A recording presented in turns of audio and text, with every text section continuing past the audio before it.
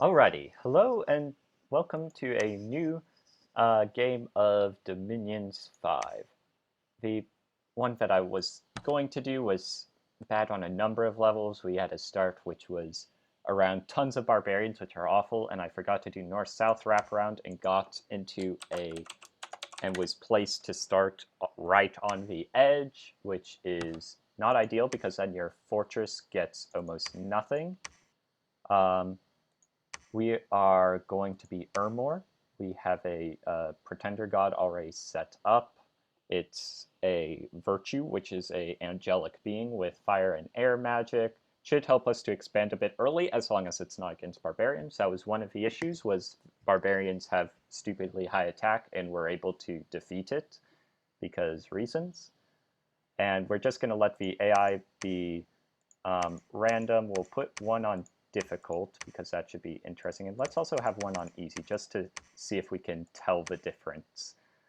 Ermor is basically a Roman type nation. We have like Hastati, Principes, Triarii, Equites, all sorts of things, gladiator troops. The capital only troops are our Equites of the Sacred Shroud, which are our sacred ones. They are very high recruitment and resources. We have two troops which can commanders which can only be recruited outside of forts, fire, and one which has a random of elementals. That's okay. We have two capital only, which are bishops, which are healers, which are kind of nice, and a augur elder, which is slow to recruit, which gives us lots of paths, death, astral, fire, and some air. And then augurs, which are our main recruits, are fortune tellers, which help prevent misfortune, and are fire and astral and give a good amount of research for their costs. And we have legatus and centurions as commanders, which have pretty good leadership values. And then we also have assassins, which I have not really looked at too much. But yeah, we can have all paths, but we're primarily fire, death, and astral. We do have some lizard auxiliaries. They're pretty good, aren't too much better. The biggest weakness of our troops is we are pretty good defensive skills, but we are very average on attack skill and other areas. We are going to start and just do a very short start to this, just like first turn or so, and make out some plans. Where are the thrones? I want to bump up to here, and I want to say, nope, 6, so then we either need 2 of these and 2 of these, or 4 and 1. So seems pretty fair.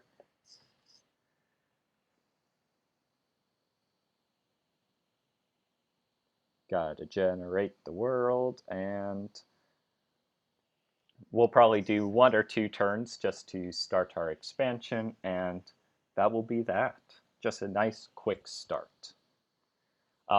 Our main research to go through is conjuration, so I can get to fire elementals and stuff. I believe enchantment gives us a lot of the death summons, and evocation gives us access to a lot of fire magic. Thaumaturgy gives us access to a lot of the astral spells, and I believe Soul Slay is in there, which is basically a magic spell, which, well, as you might imagine, is going to instantly kill anything as long as it passes a magic resistance check. But yeah, kind of early plan is using our god for some early expansion, because it has invulnerability to up to a certain amount of damage, 25, and also it's not a great one, like it can't just destroy everything, but it could outlast a lot of things. Okay, we have our starting messages. Our goddess, which is the burning blade, can see here for fire, for air. Our bless is morale, attack skill, and shock resistance. So we deal a very big attack. Magical, we can fly, we're magical, fire resistant, shock resistant, combat caster, pretty good overall. Research, we already started with 1 level of evocation. That is nice. I would like to get up to level 3 for fireball. Not that we really have too much to do. Just so we can look at the world, you can see the wraparound. It's basically ironic. Basically just this one sort of ring of land. So there's a cave right next to us, which is interesting. There's a throne directly to the south of us. And unfortunately, a mountain ridge separates us from here. And wow, we only get 3 connections, actually, because of this cave only goes to here, here, and here. And we only get these 3. And one of them is a throne. That's rather sad. We probably... will scout this way because we can already see vaguely what's there. We have tons of recruitment, but very low resources. So it probably is best for us to do something which requires more recruitment than resources. We could do like 3 equites, but that's kind of rough to think. If we do principes, we can get 5. Oh, that's so sad. Technically, we could get a whole ton of the gladiators and stuff. The only problem is they only fight until they've been wounded or hit someone in battle. So they basically get 1 actual combat, and they cost gold for it. Could actually get a decent number of lizard auxilii. We did take heat scales, growth, order, and 1 bit of misfortune, so we will be fine for the lizard so that they don't like the cold. They're cold-blooded. Kind of makes sense. Makes it harder for them. They'll get tired quicker. Can just become our prophet, and that's our first turn. Quickly get through things. There is early A in this game, which is a water nation. They are able to get out. They're God of the Wind on the Waters, the Vessel of Might, the Breath Maker, and He Who's at the Center. I would assume that's at least air. Our god is the Burning Blade, Messenger of Gods, Goddess of Penitential Torture. What? We're only fire and air. Why would it do that? That's weird. We're an angelic being. So that's a odd title switch it decided to give us this time. Up here, there's Lion Tribe, which is weak, and over here are heavy infantry and slingers.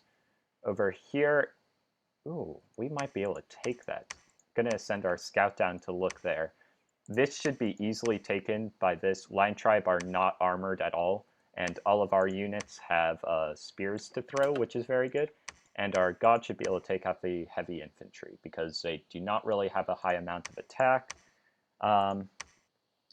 We're going to have you start with casting Charge Body, because that's a fun spell from the previous one.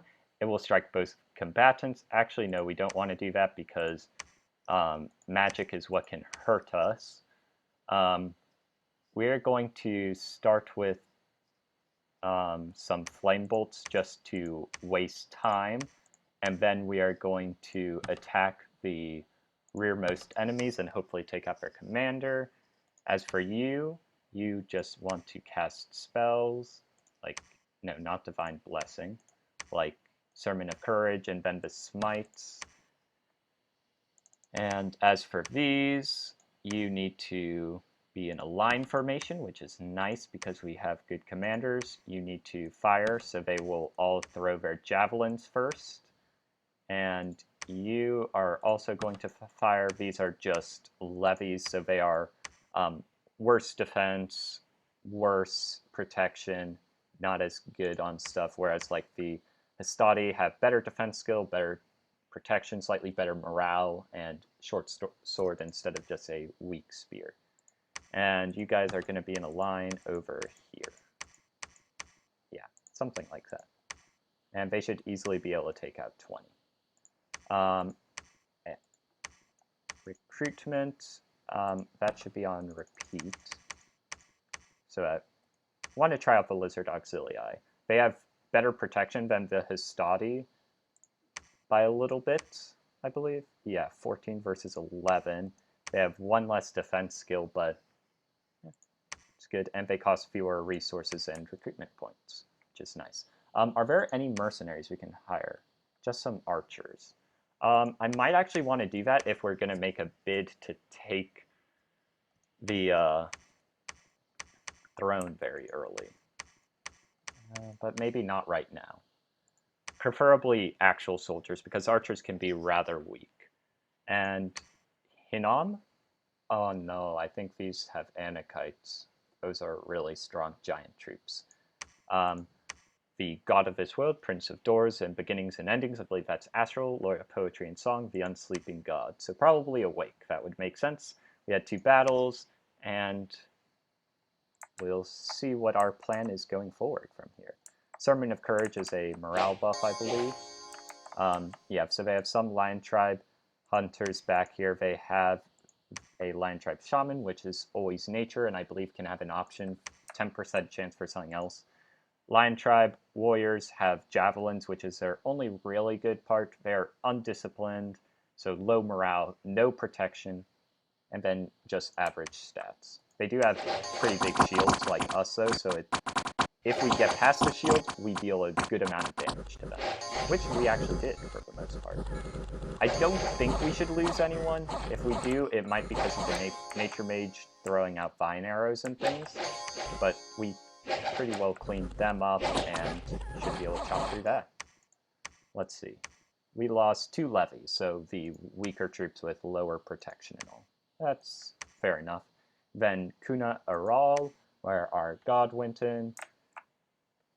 So they had a decent amount of heavy infantry. They only deal 13 damage at base, so we should have a good chance. Sending out some 2 flame bolts before we actually move into attack. That one missed. This is just so that these... Ooh, nice. Took someone out with that. Then it will fly to the back and hopefully take out their commanders first. Yep, took out one of them right there. Because once the commanders are gone, yep, RA2 commanders are down, but now the god will probably just be whacking anything. So the invulnerability means that we will shrug off pretty much all the damage. So it will look just like slowly taking them out, one by one. Yep, took out the last commander there, and the rest of them flee. So yep, very good with that. They have at least 90, so might be a little bit, but it is a very reasonable thing to take pretty early. Light infantry, long dead. Interesting. These should be easy takes. This is only 6 income, though, so it's very meh on the priority line of things. Do we want to take this province or try to head back immediately? Now let's keep going, because I want to see if I can get the caves. These are Kululus, which are like the sort of Enkidu thing. So early A will be somewhere in the water to start. Don't know where exactly. We might want to see about setting up a lab here so that we can get nature for ourselves for certain. The only problem is they are not great. They're just not great units. Not at all. Yeah, one of the hard things is we have plenty of gold, we just don't have plenty of things necessarily to spend it on until we get the territory for a fort. The Lizard Auxilii should be pretty decent. Start massing those and see if we can go in. Honestly, if it is heavy infantry at the most, we might be able to just send our god in and see if we get lucky. We're going to end turn, go through the messages, and just wrap up this early start right here. And our final nation is Therados, the Spectral Commander. Interesting. Prophet of Isis Pelagia, the Princess Knowing the Water. She embraces Queen of the Waves. That sounds like a lot of water magic. Unexpected event in Ermor. We found 2 nature gems. Nice. 2 Battle Cedarwood Forest, which is where our army and prophet went. Should be relatively straightforward. I believe most of them were militia or light infantry, correct? Yeah, some light infantry. 3 commanders and a priest over there. They don't even have javelin light infantry, so we shouldn't lose anyone unless there was some friendly fire or silliness. Yeah. And then we'll go in. They are running off, so that's good. We did not lose anyone. Nice. And then in Lombaria, our god went in. I believe this was also just some light Nope, those are just militia, but ones with actual shields. Some light infantry, 3 commanders. You can hear the flame bolt coming. Missed, of course. Second one. took out one of the militia right there. Then our god should fly in, immediately takes out one. Well, some of their javelins hit their own guys right there. No, keep attacking the commanders. Well, that one's running off, so that's okay. And then it's them, like, fruitlessly trying to attack, and our god just dealing huge damage, one-shotting them. They only have 10 HP. Our god's damage is, like, usually, like, 20 plus. So, yeah. Easy battle right there. Can see with our scout in here, it says about 80. Ooh, a huge kraken. I don't know if I don't think we're aquatic. No, we are not. It's kind of annoying that it's in there, though. Yeah, this province is decent. Haven't put any province defense in. This is heavy cavalry and heavy infantry. I want to at least wait a turn to see what's in there. Lots of Amber Clan right there. And this has a bunch of troglodytes, which are big units. Unfortunately, we can't really get around this. Nothing amazing to recruit here. We do get an air gem from that province. Research. Yeah, we're kind of have a odd close-in area here. We can leave this for now and just head outwards a bit. More lion tribe over here. That's not amazing. I might want to take a break from the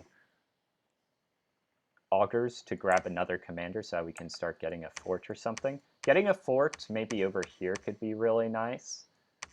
Okay, I think I'm going to take a gamble and send our troops on over, because if we win, then we're able to start a fort in a good area, which can at least get us heavy cavalry.